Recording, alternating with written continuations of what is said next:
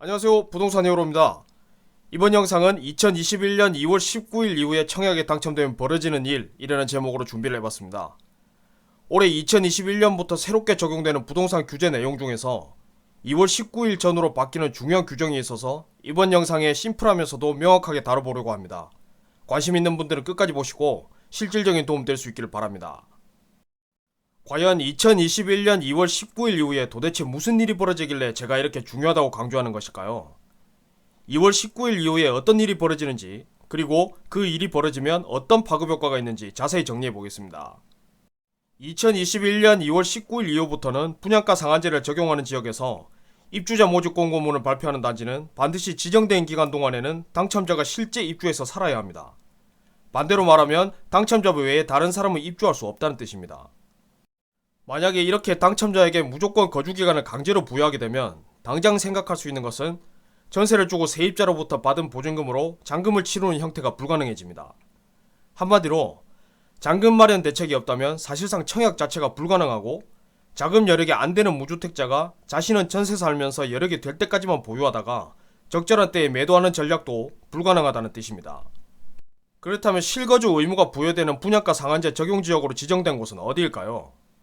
먼저 대표적인 민간택지 분양가 상한제 적용지역은 서울은 관악구, 금천구, 구로구, 중랑구, 도봉구, 강북구를 제외하고 모든 구가 해당이 되고요. 경기도는 광명시와 하남시 그리고 과천시가 해당이 되는데, 그렇다고 해서 광명, 하남, 과천에 속한다고 해서 모든 지역에 분양가 상한제를 적용받지는 않습니다. 지금 화면에 보시는 동만 적용받는다는 점 기억하시면 좋겠습니다. 그리고 최근에 많은 관심을 받고 있는 3기 신도시 역시 분양가 상한제를 적용받습니다. 당연히 일정 기간 의무기간이 생기기 때문에 분양권 전매가 안 되는 것은 물론이고 당첨받은 아파트를 전세 주는 행위가 불가능하겠죠. 3기 신도시는 분양가 상한제 적용으로 주변 시세보다 확실히 저렴한 가격에 분양을 받을 수 있는 장점이 있지만, 반대로 투자 목적으로 접근하는 것이 불가능하고 설령 실거주라고 하더라도 분양가가 부담이 되는 수준이라면 청약 자체를 할 수 없다는 것이 단점이 될 수 있습니다. 그렇다면 분양가 상한제를 적용받는 단지들은 실제로 몇 년간 실거주 의무가 발생할까요? 만약 내가 청약한 단지가 공공택지에서 분양하는 아파트라면 인근 시세의 80%를 넘지 않는 수준에서 분양가가 매우 저렴하게 책정됐다면 5년, 만약에 분양가가 인근 시세의 80%를 넘는 수준이라면 3년간 실제 거주를 해야 되고 전세를 주거나 다른 사람에게 분양권을 전매하는 행위가 제한이 됩니다. 그래도 그나마 민간 택지에서 분양하는 아파트는 실거주 의무기간이 조금 완화됩니다.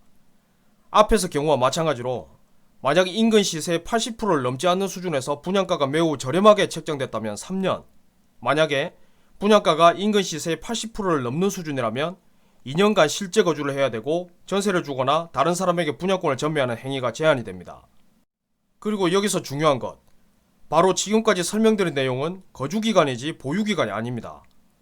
당첨된 날로부터 몇 년간 보유하면 되는 것이 아니라 반드시 아파트가 완공이 되고 실제로 당첨자의 최종 소유가 되었을 때 그때부터 짧으면 2년, 길면 5년간 실제 거주를 해야 비로소 자유롭게 처분이 가능합니다. 만약 공공택지에서 주변 시세보다 80% 이하로 분양받은 아파트라면 분양권을 보유하는 기간까지 합치면 거의 8년 이상을 다른 사람에게 매도할 수 없다는 뜻이 됩니다. 그렇다면 분양가 상한제 적용 지역에서 분양가와 택지 공급 방식에 따라서 거주 의무기간을 강제로 부여하면 어떤 파급 효과가 있을까요? 가장 먼저 생각해 볼 수 있는 것은 충분한 현금이 없이는 아무리 무주택자라고 하더라도 청약에 참여할 방법이 없어진다는 것입니다. 무주택자 입장에서는 반드시 투자 목적이 아니더라도 일단 당첨을 받아놓고 전세를 먼저 주고 임대를 주는 동안 필요한 자금을 마련을 해서 실제 당첨자가 입주하는 계획을 세울 수도 있을 텐데 이런 계획 자체가 불가능하게 됩니다. 실거주 의무기간 자체가 투기 수요를 막는 의도이지만 돈이 여유가 있는 무주택자가 아니라면 서울 및 경기도 주요 지역에서는 내 집 마련이 거의 불가능해진다는 뜻입니다. 제값 주고 구축을 매입하자니 비싸고 청약을 받자니 당장 실거주할 여건이 안 되기 때문이죠. 두 번째 파급 효과는 시장에 매물이 잠기게 된다는 것입니다. 전세든 매매든 매물이 잠기면 가격이 오르겠죠. 실제로 신축 아파트들이 입주를 시작하면 필연적으로 전세 물량이 많이 나옵니다. 이 신축 아파트 전세 물량은 제값받는 목적보다는 잔금을 충당할 목적이기 때문에 상당히 저렴하게 나옵니다. 주변 구축보다 새 아파트가 비슷하거나 오히려 싼 가격에 전세로 나오니까 먼저 새 아파트 전세 매물이 소진될 때까지는 주변 구축 아파트의 전세 가격은 조정을 받게 됩니다. 매매도 마찬가지죠. 사람은 기본적으로 새 집에 살고 싶은 욕구가 있는데 그렇다면 주변에 전매 가능한 분양권의 희소가치가 높아질 것이고 의무 거주 기간을 피해갈 수 있는 재개발 입주권의 가치가 높아질 겁니다. 그렇게 되면 신축 매물이 많지 않으니까 주변 구축 아파트도 역시 키 맞추기 현상으로 연쇄적으로 가격이 상승하게 될 겁니다.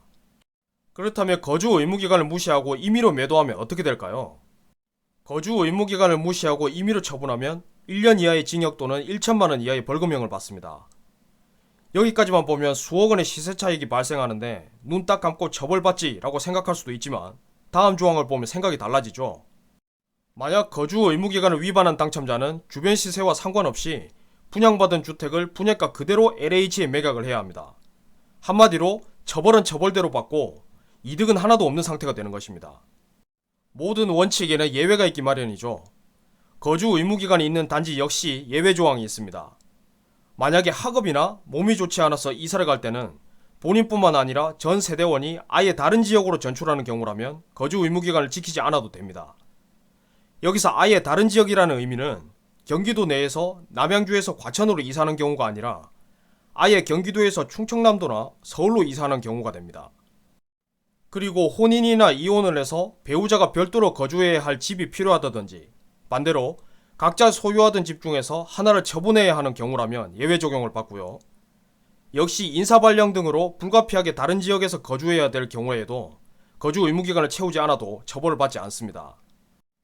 이번 영상 내용을 한 문장으로 요약하면 분양가 상한제 적용 지역에서 거주 의무기간을 두는 것은 매물의 잠김 현상을 초래해서 결국 가격 상승으로 귀결될 뿐이다 정도로 정리할 수 있겠습니다.